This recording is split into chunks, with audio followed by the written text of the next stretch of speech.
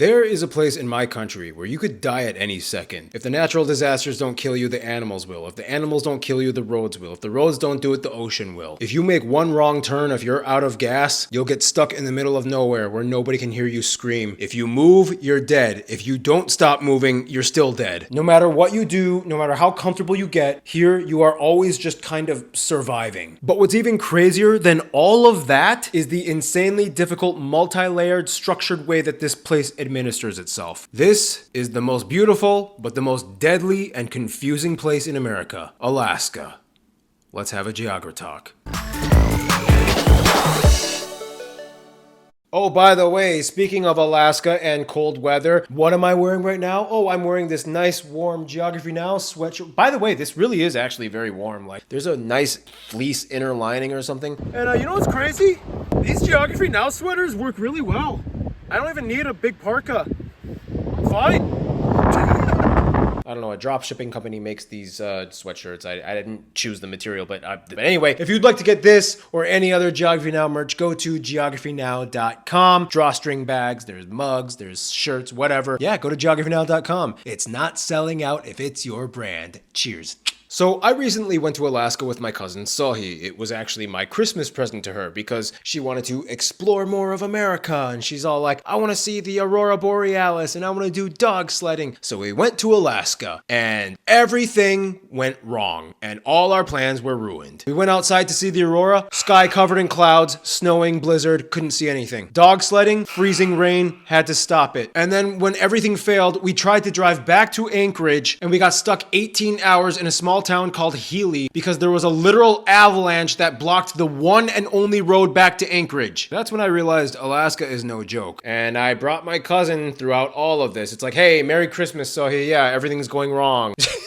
Most Americans, we don't really think too much about Alaska. You know, when we think of Alaska, we think, oh, it's that cold place, and like that's about it. But the crazy thing about Alaska is if you really do a deep dive and look at it, it is insane, not only in the landscape and the nature and everything, but it's also the way how it administers itself. First of all, demographically, it's an oddity as well. Despite being the largest state in size, it is number 48 in population. It's only above like Vermont and Wyoming. Yet despite the low population, it has more airports than any other state in America, 549. And here's the thing, if you look at the way how Alaska divides itself into subdivisions, it is unlike any other state in the USA. So to explain, let's look at the rest of the country, okay? So the USA is made up of states and territories, and these states and territories are further divided into counties or county equivalents, like Louisiana calls them parishes, whatever, it's like the same thing. Today, there are 3,244 counties. These counties are further subdivided into municipalities, which are basically just the cities, the towns, the villages, whatever. Today, there are about 19,500 of those. Most of the USA follows this kind of trickle-down linear format of subdivision. And then occasionally, when you drive around, you might come across an additional unique subdivision class, like a Native American reservation. We have 326 of those. I actually made a video about this explaining everything, so if you want to check it out for reference, go for it. And then if you drive in, say, most parts of the western part of the United States, you might see like a fenced-off area along the highway that you're not allowed to enter. Those are federal lands, as in land that is under direct control of the federal government. So despite being within a state, the state does not have direct control over it. These federal lands could be held under a multitude of categories. They could be national parks, they could be wildlife refuges, they could be military lands, they could even Native American reservations fall under federal land. And today, about 28% of the country, mostly concentrated in the western part of the lower 48 states, is federal land. Anyway, with all of that in mind, about 61% of Alaska is federal land. Remember that fact because it's going to be important later. But first, let's talk about the first level of subdivision in Alaska. So in Alaska, they have boroughs, which is their version of counties. They have 19 of them and one unorganized borough, which basically takes up about half of the entire state's land. This massive domain has no local government. It is under direct state control, which means the people living in this area have to kind of figure things out and report to the individual rules rules of their local communities. This is about as Wild West as you can get in the USA, the unorganized borough of Alaska. Granted, the people here are still subject to federal and state law, but it's crazy. Nonetheless, this unorganized borough is divided into 11 census areas, which do not have any legal jurisdiction other than just being an area where they take a census to figure out how many people live in it. That's it. But this is where things get even more twisted. Remember how I said 61% of Alaska is federal land? Well, if you look at the structure of Alaska according to the website of the Bureau of Land Management, or BLM, yes, I know that confuses a lot of people when they hear it at first. It's like, what does Black Lives Matter have to do with Alaskan land management? No, Bureau of Land Management. According to their website, if you look at it, what they've designated for Alaska's land usage tells a whole crazy story. Once you zoom in a bit, the colors and categories start showing, and you can see only the land that is light blue belongs to the actual state of Alaska, whereas the rest of the state falls under various forms of jurisdiction, from the U.S. Fish and Wildlife Service, the National Park Service, Department of Defense, and so on. But then you'll notice that a significant noticeable portion of Alaska has these sprinkled light brown spots all over it. What are those? Those are lands that are either allotted or conveyed to Alaskan natives. Today there are 229 recognized native tribes within Alaska, and they make up about 20% of the local population, the highest percentage out of any state in the USA. By the way, side note, if you want to learn about these people, go to the Anchorage Museum in Anchorage. It is an amazing place. They have an entire section completely dedicated to the main native peoples of their land, and each tribe and people group are highlighted with a display of artifacts and maps. When I went there, oh my god, I loved it when I was there. Oh my, I totally recommend it. Anyhow, moving on. So this is where the story gets interesting for Alaska. So in the lower 48, we have native reservations. But the thing is, the way how reservations operate in the lower 48 is different from the way how it goes in Alaska. So in the lower 48, Native American reservations kind of act as like semi-autonomous mini countries, kind of. Like they can vote in their own legislators, and sometimes they even have their own presidents. They can manage their own social services and like police force, whatever, all that stuff. It's kind of like the government was like, okay, here's a chunk of land. You figure out your own thing. As long as you're not breaking federal law, good luck. Like that's kind of how it worked out. But in Alaska, they did things a little differently. See, in Alaska, it took them all the way up until 1971 to figure things out. Remember, Alaska didn't even become a state until 1959, so it's like this was shortly after they gained statehood. And that's when ANCSA was established, or the Alaskan Native Claims Settlement Act. What they eventually agreed on was allotting the natives 44 million acres, or about 10% of Alaska's land, and about $1 billion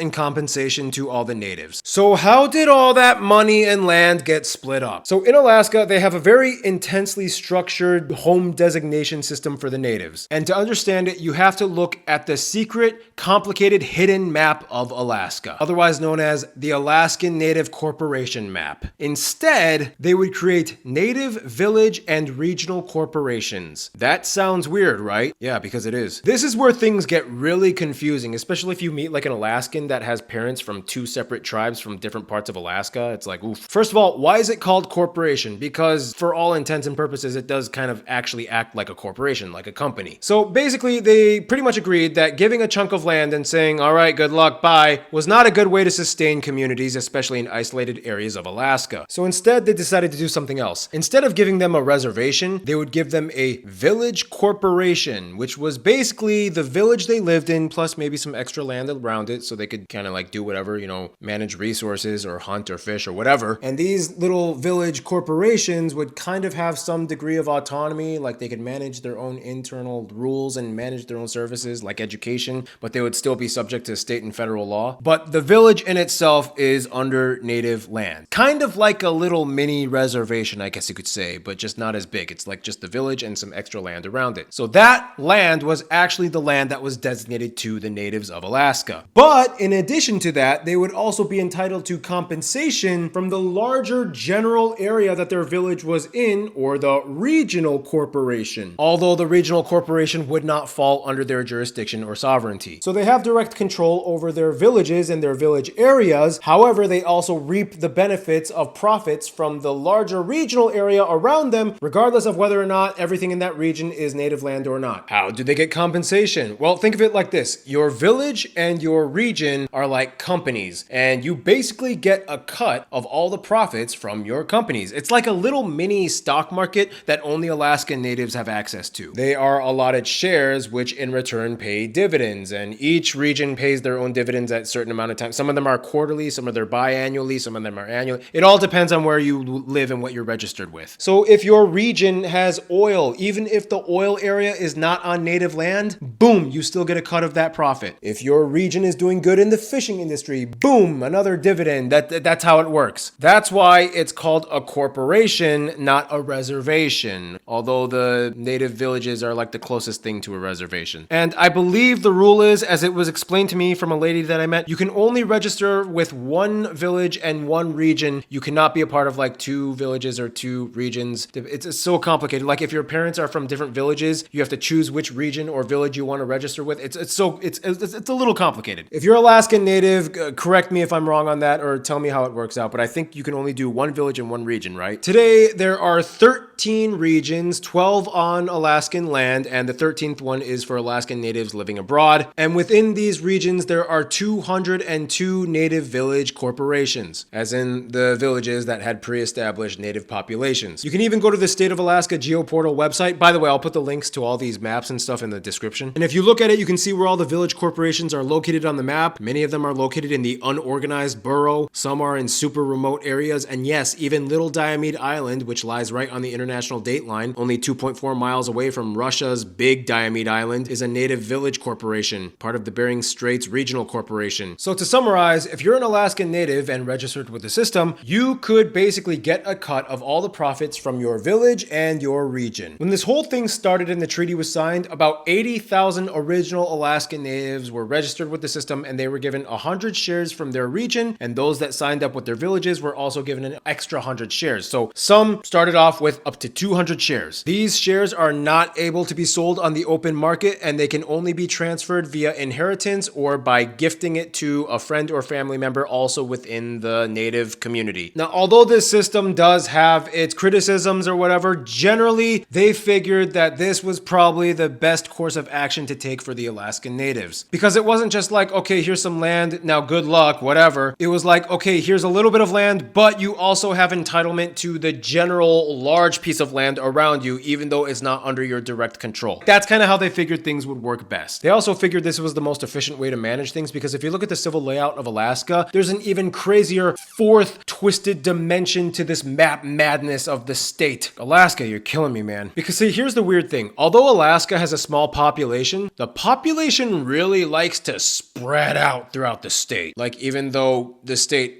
is like deadly everywhere. Like if you zoom in on the map of Alaska, you'll notice that there are super small towns everywhere. Some of these are native village corporations and some are just regular old non-native Alaskan peoples just living in the middle of nowhere. These are called bush communities, and Alaska has the highest percentage of bush people out of any state in America at around 15 to 20% of their population. The bush is essentially anywhere that is off-grid and roadless. And again, if you look at the civil layout of Alaska, outside of the organized boroughs, there are no major roadways that connect anything to the rest of Alaska. And there are a multitude of reasons as to why this is. The biggest reason being because 85% of Alaska's terrain is made of permafrost, which expands and shrinks during the seasons because of the ice, which means roads are very difficult to build, and the ones that are built have to be made with permafrost adaptive methods. Today, only one main highway connects the south of Alaska to the Arctic Circle at Prudhoe Bay, the 11 Highway. This road was a huge undertaking, as Prudhoe Bay is where the